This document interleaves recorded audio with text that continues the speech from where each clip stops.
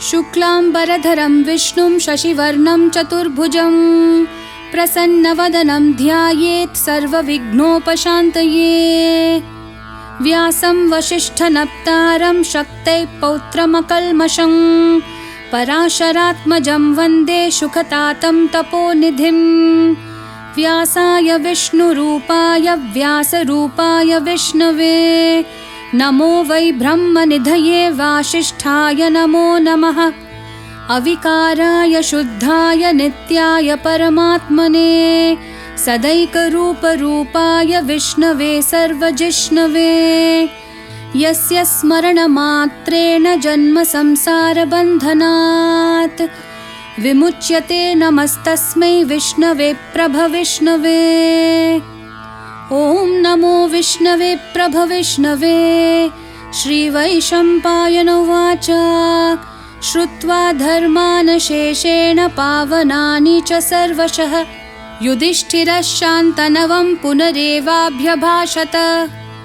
युधिष्ठिर उवाच किमेकं दैवतं लोके किं वाप्येकं परायणं स्तुवन्तः कं कमर्चन्तः प्राप्नुयुर्मानवा शुभं। को धर्म सर्वधर्माणां भवतः परमो मतः किं जपन्मुच्यते जन्तुर्जन्म संसारबन्धनात्। श्रीभीष्म उवाच जगत्प्रभुं देवदेवम् अनन्तं पुरुषोत्तमं स्तुवन्नाम सहस्रेण पुरुषस्तततोत्थितः। त्वमेव चार्चयन् नित्यं भक्त्या पुरुषम् अव्ययं ध्यायन् स्तुवन् नमस्यं च यजमानस्त्वमेव च।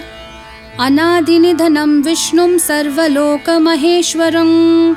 लोकाध्यक्षं स्तुवन् नित्यं सर्वदुःखातिगो भवेत्।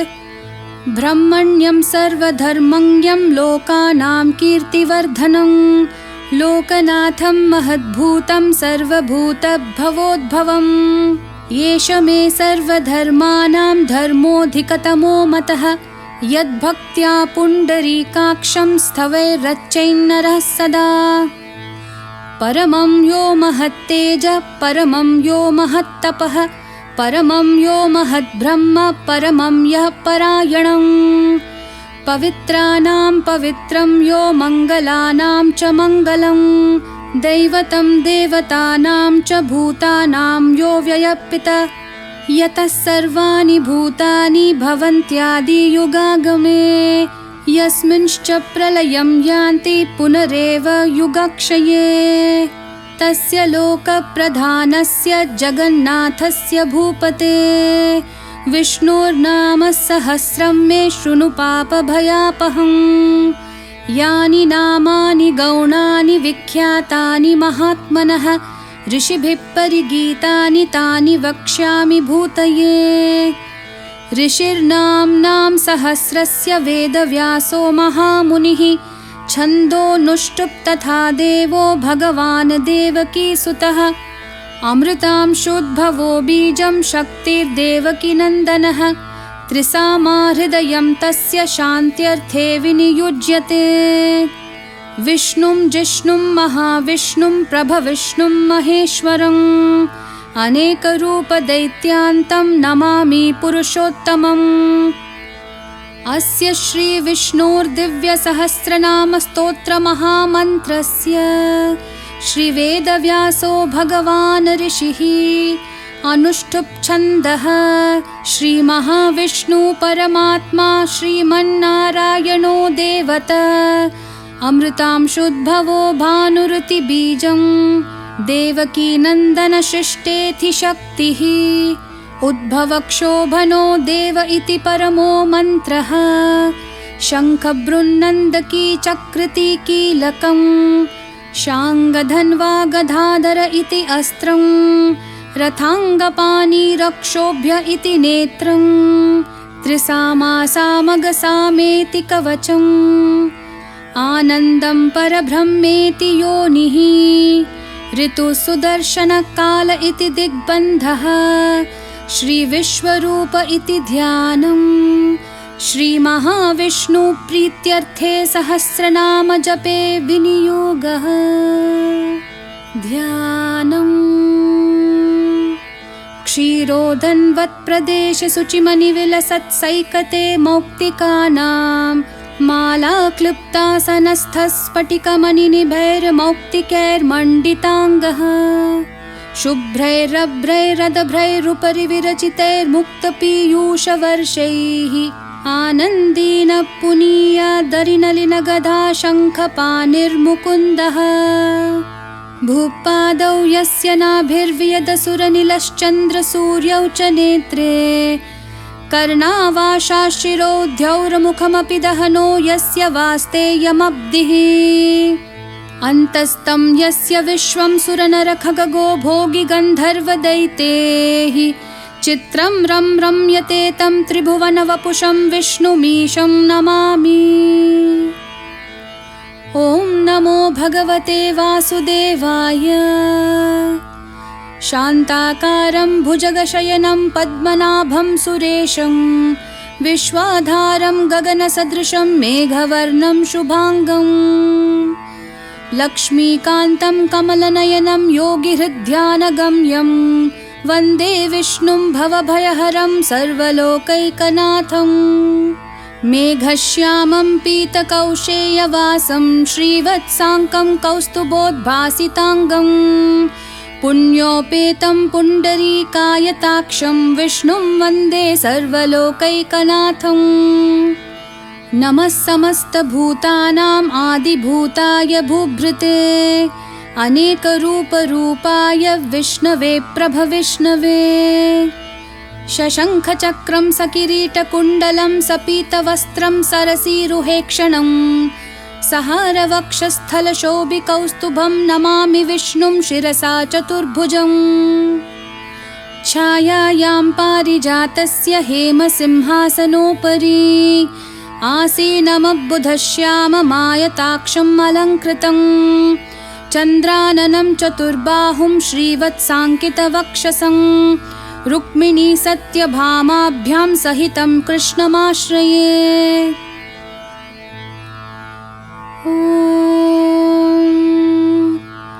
विश्वं विष्णुर्वशत्कारो भूतभव्यभवत्प्रभुः भूतकृद्भूतभृद्भावो भूतात्मा भूतभावनः पूतात्मा परमात्मा च मुक्तानां परमा गतिः अव्ययः पुरुषः साक्षी क्षेत्रज्ञोऽक्षर एव च योगो योगविधां नेता प्रधानपुरुषेश्वरः नारसिंह वपुः श्रीमान् केशवः पुरुषोत्तमः सर्वः सर्वः शिवस्थाणुर्भूताधिर्निधिरव्ययः सम्भवो भावनो भर्ता प्रभवः प्रभुरीश्वरः स्वयंभूः शम्भुरादित्य पुष्कराक्षो महास्वनः अनादिनिधनो धाता विधाता धातुरुत्तमः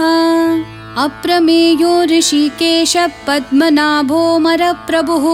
विश्वकर्मा मनुस्त्वष्टा स्थविष्ठस्थविरो ध्रुवः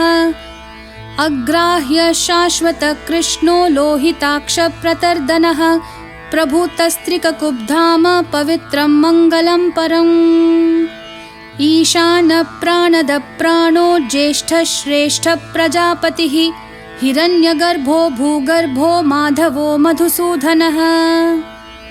ईश्वरो विक्रमी धन्वी मेधावी विक्रमाक्रमः अनुत्तमो दुराधर्ष कृतज्ञ कृतिरात्मवान् सुरेशः शरणं शर्म विश्वरेता प्रजाभवः अहः संवत्सरो व्याळ्ह प्रत्ययः सर्वदर्शनः अजः सर्वेश्वरः सिद्धः सिद्धि सर्वाधिरच्युतः वृषाकपिरमेयात्मा सर्वयोगविनिःसृतः वसुर्वसुमनाः सत्य समात्मा संमिताः समः अमोघः पुण्डरीकाक्षो वृषकर्मा वृषाकृतिः रुद्रो बहुशिरा बभ्रूर्विश्वयोनिः शुचिश्रवाः अमृतः शाश्वतस्थाणुर्वरारोहो महातपाः सर्वगः सर्वविद्भानु विश्वक्सेनो जनार्दनः वेदो वेदविधव्यङ्गो वेदाङ्गो वेदवित्कविः लोकाध्यक्षः सुराध्यक्षो धर्माध्यक्षः कृताकृतः चतुरात्मा चतुर्व्यूहश्चतुर्धंश्रश्चतुर्भुजः भ्राजिष्णुर्भोजनं भोक्ता सहिष्णुर्जगदादिजः अनघो विजयो जेता विश्वयोनिः पुनर्वसुः उपेन्द्रो वामनः प्रांशुरमोघः सुचिरूर्जितः अतीन्द्रः संग्रहः सर्गो धृतात्मा नियमो यमः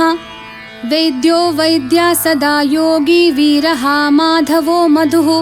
अतीन्द्रियो महामायो महोत्साहो महाबलः महाबुद्धिर्महावीर्यो महाशक्तिर्महाद्युतिः अनिर्देश्य वपुः श्रीमान् अमेयात्मा महाधृदक् महेश्वासो महीभर्ता श्रीनिवासः सतां गतिः अनिरुद्धः सुरानन्दो गोविन्दो गोविदाम्पतिः मरिचिर्तमनोहंसः सुपर्णो भुजगोत्तमः हिरण्यनाभः सुतपाः पद्मनाभः प्रजापतिः अमृत्युः सर्वदृक्सिंहः सन्धाता सन्धिमान् स्थिरः अजोधुर्मर्शनः शास्ता विश्रुतात्मा सुरारिः गुरुर्गुरुतमो धाम सत्यः सत्यपराक्रमः निमिषो निमिषस्रग्वी वाचस्पतिरुदारधीः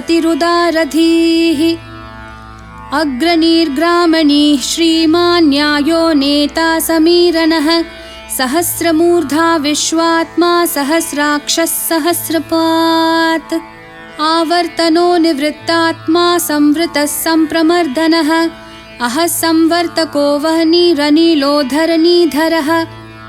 सुप्रसादः प्रसन्नात्मा विश्वधृग्विश्वभुग्विभुः सत्कर्ता सत्कृतः साधुर्जन्नुर्नारायणो नरः असंख्येयो प्रमेयात्मा विशिष्टः शिष्टकृच्छुचिः सिद्धार्थः सिद्धसङ्कल्पः सिद्धिदः सिद्धिसाधनः वृषाही वृषभो विष्णुर्वृषपर्वा वृषोदरः वर्धनो वर्धमानश्च विविक्तः श्रुतिसागरः सुभुजो दुर्धरो वाग्मी महेन्द्रो वसुदो वसुः नैकरूपो बृहद्रूपः शिपिविष्ठप्रकाशनः ओजस्तेजोद्युतिधरः प्रकाशात्मा प्रतापनः रिद्धस्पष्टाक्षरो मन्त्रः चन्द्रांशूर्भास्करद्युतिः अमृतांशोद्भवो भानुः शशबिन्दुः सुरेश्वरः औषधं जगतः सेतुः सत्यधर्मपराक्रमः भूतभव्यभवन्नाथः पवनः पावनो नलः कामः कामकृत्कान्तः कामः कामप्रदः प्रभुः युगादिकृद्युगावर्तो नैकमायो महाशनः अदृश्यो व्यक्तरूपश्च सहस्रजिदनन्तजित् इष्टो विशिष्टशिष्टेष्ट शिखण्डी नहुषो वृषः क्रोधः क्रोधकृत्कर्ता विश्वबाहुर्महीधरः अच्युतप्रतिथः प्राणदो वासवानुजः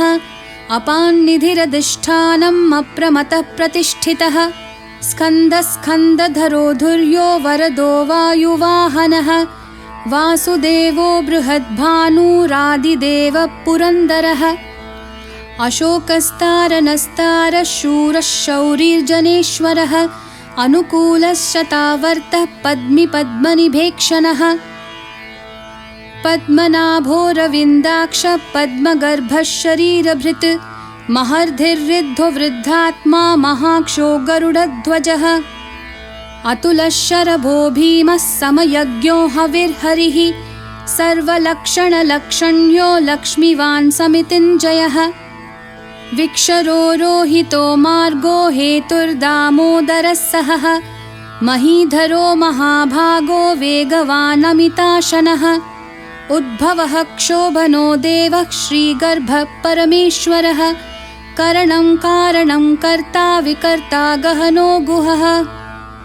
व्यवसायो व्यवस्थानः संस्थानस्थानदो ध्रुवः परर्धिः परमस्पष्टतुष्टपुष्टक्षुभेक्षणः रामो विरामो विरतो मार्गो नेयो नयो नयः वीरशक्तिमतां श्रेष्ठो धर्मो धर्मविदुत्तमः वैकुण्ठः पुरुषः प्राणदः प्रणवपृथुः हिरण्यगर्भः शत्रुघ्नो व्याप्तो वायुरधोक्षजः ऋतुः सुदर्शनः कालः परमेष्ठिः परिग्रहः उग्रसंवत्सरो दक्षो विश्रामो विश्वदक्षिणः विस्तारस्थावरस्थाणुः प्रमाणं बीजमव्ययम् अर्थोऽनर्थो महाकोशो महाभोगो महाधनः अनिर्विन्नस्थविष्टो भूर्धर्मयूपो महामखः नक्षत्रनेमिर्नक्षत्री क्षमः क्षामसमीहनः यज्ञयुज्यो महेज्यश्च क्रतुः सत्रं सताङ्गतिः सर्वदर्शी विमुक्तात्मा सर्वज्ञो ज्ञानमुत्तमम् सुव्रतः सुमुखः सूक्ष्मः सुघोषः सुखदः सुहृत् मनोहरो जितक्रोधो वीरबाहुर्विदारणः स्वापनः स्ववशो व्यापी नैकात्मा नैककर्मकृत्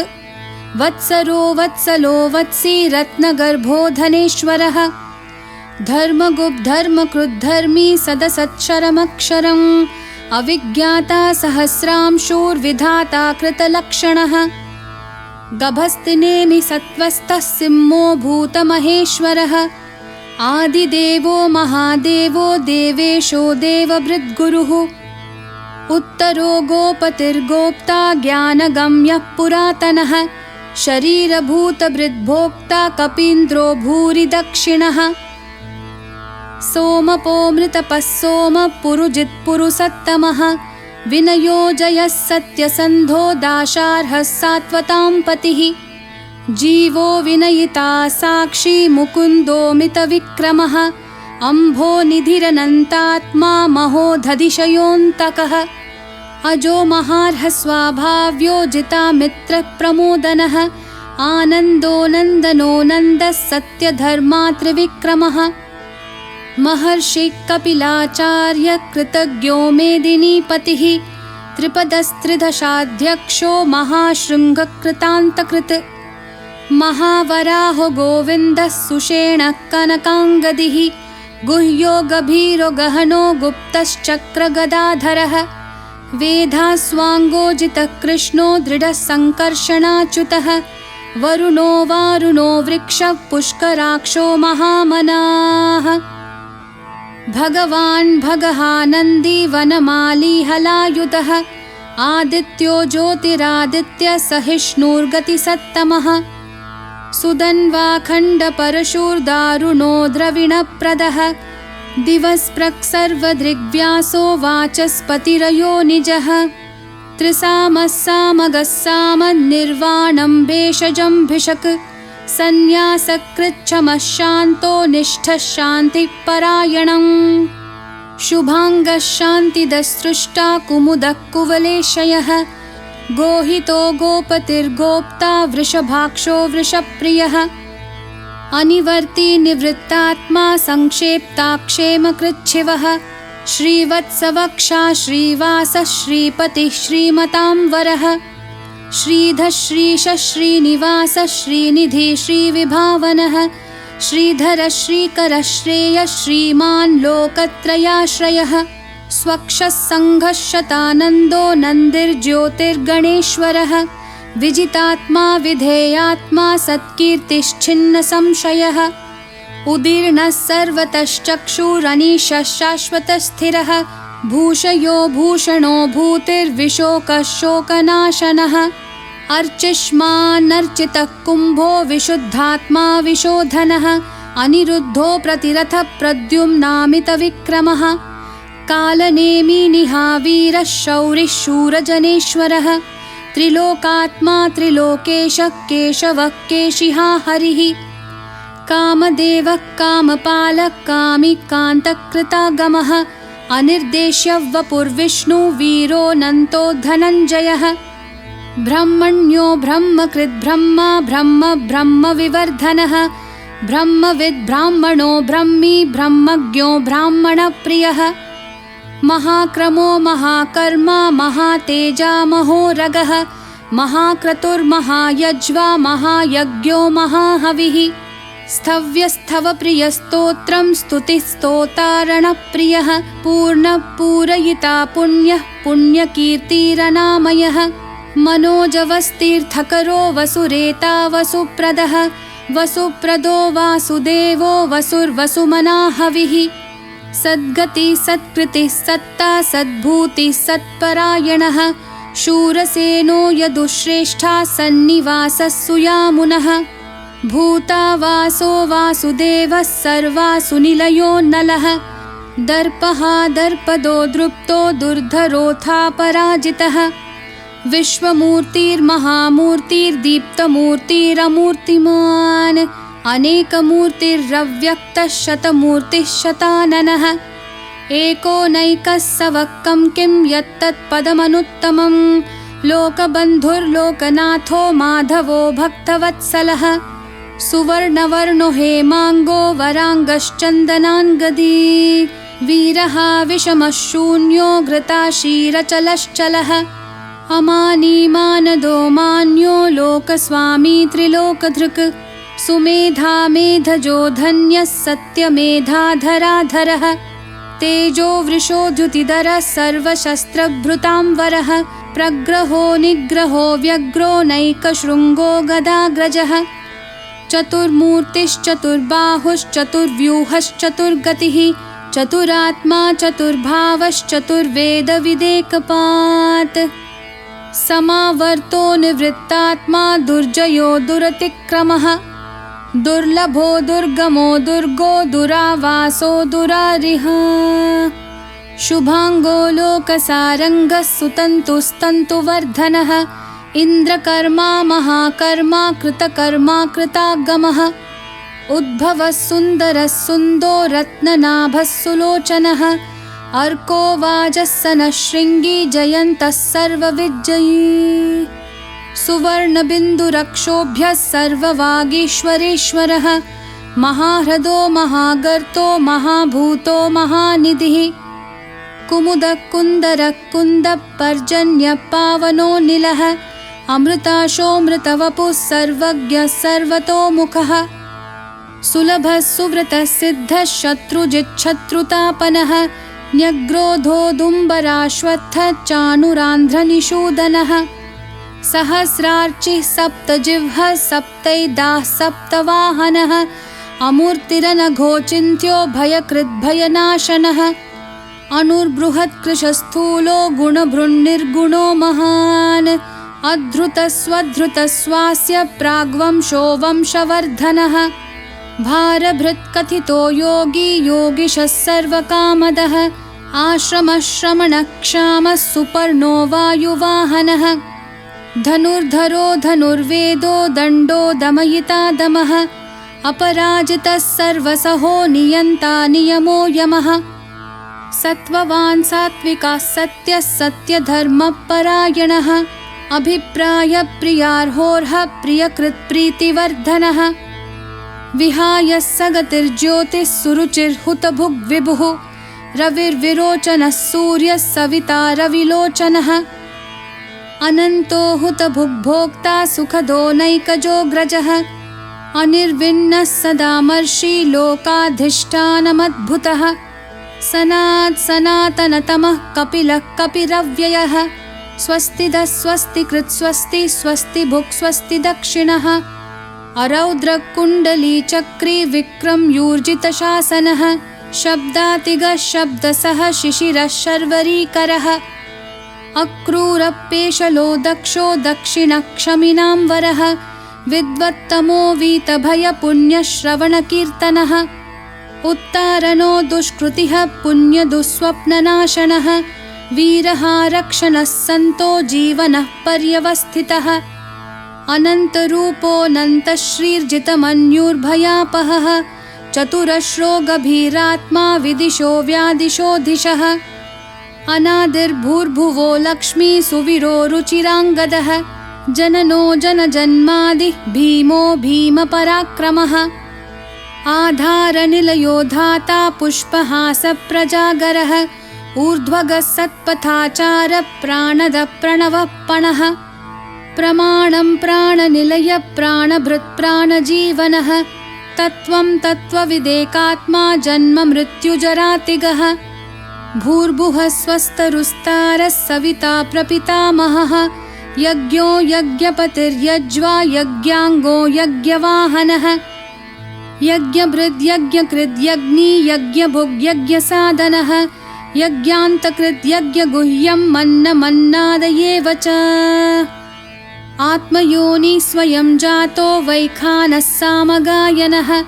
देवकीनन्दनः स्रष्टा क्षितीशः पापनाशनः शङ्खबृन्नन्दकी चक्री शाङ्खधन्वा गदाधरः रथाङ्गपाणिरक्षोभ्यः सर्वप्रहरणायुधः सर्वप्रहरणायुध ॐ नमः इति वनमाली गदीशाङ्गी शङ्खी चक्री च नन्दकी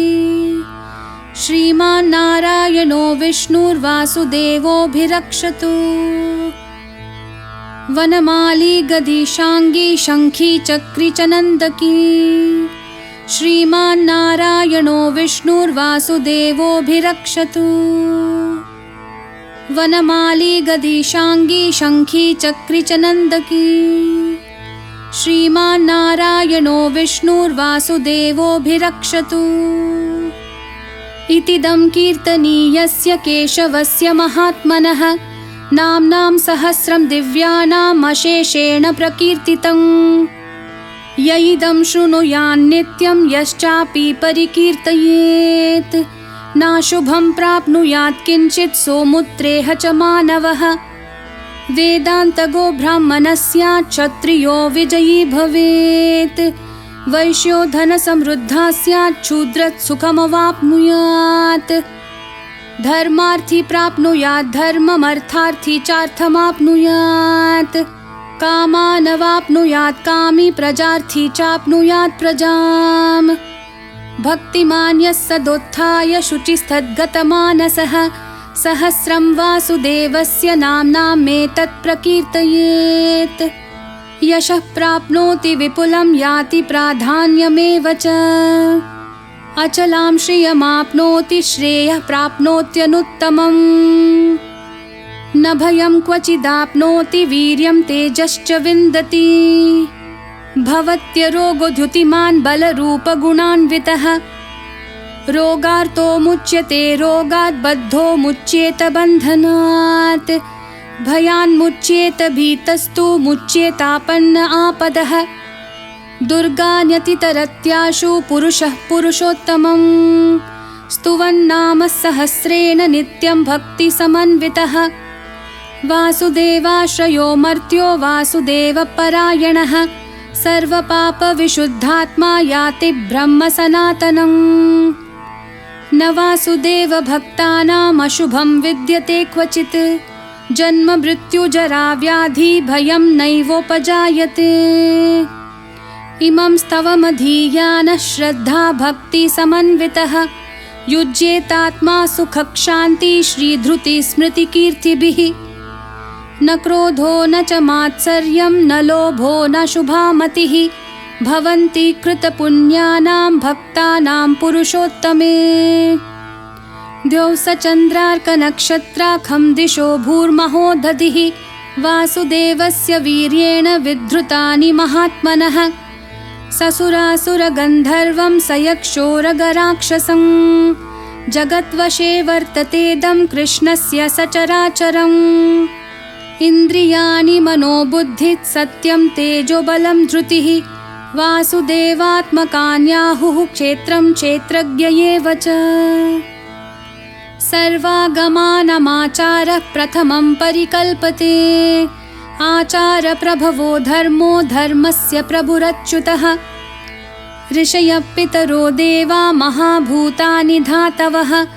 जङ्गमाजङ्गमं चेदं जगन्नारायणोद्भवम् योगो ज्ञानं तथा साङ्ख्यं विद्या शिल्पादिकर्म च वेदाशास्त्राणि विज्ञानमेतत् सर्वं जनार्दनात् एको विष्णुर्महद्भूतं पृथक् भूतान्यनेकशः त्रीन् लोकान् व्याप्य भूतात्मा भुङ्क्ते विश्वभुगव्ययः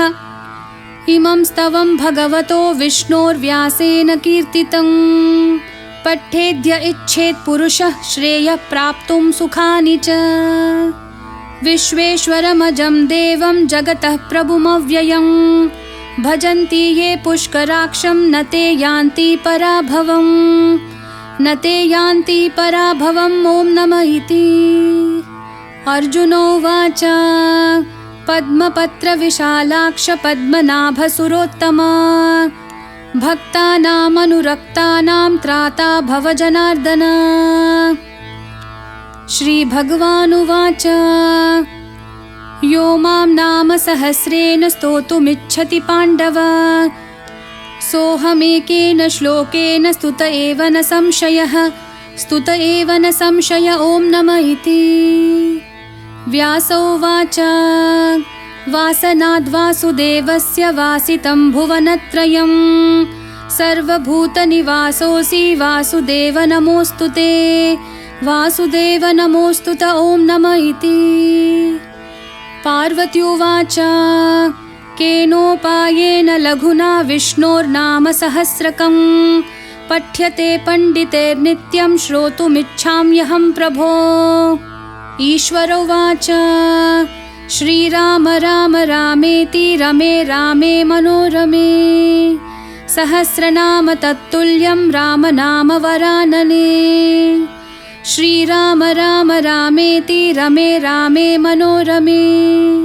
सहस्रनाम तत्तुल्यं राम नाम वरानने। श्रीराम राम रामेति रमे रामे मनोरमे सहस्रनाम तत्तुल्यं राम नाम वरानने। राम नाम वरानन ॐ नमः इति। ब्रह्मोवाच नमोऽस्त्वनन्ताय सहस्रमूर्तये सहस्रपादाक्षि शिरोरुबाहवे सहस्रनाम्ने पुरुषाय शाश्वते सहस्रकोटियुगधारिणे नमः सहस्रकोटियुगधारिणे नमः ॐ नमः इति। सञ्जय उवाच यत्र योगेश्वरः कृष्णो यत्र पार्थो धनुर्धरः तत्र श्रीर्विजयो भूतिर्ध्रुवा नीतिर्मतिर्मम। श्रीभगवानुवाच अनन्याश्चिन्तयन्तो मां ये जनः पर्युपासते तेषां नित्याभियुक्तानां योगक्षेमं वहाम्यहम् परित्राणाय साधूनां विनाशाय च दुष्कृतां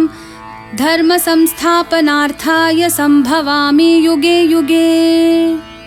आर्ता विषण्णाः शिथिलाश्च भीताः घोरेषु च व्याधिषु वर्तमानाः संकीर्त्य नारायण शब्दमात्रं विमुक्तदुःखाः सुखिनो भवन्तु। कायेन वाचा मनसेन्द्रियैर्वा बुद्ध्यात्मना वा प्रकृते स्वभावात् करोमि यद्यत् सकलं परस्मै नारायणायेति समर्पयामि।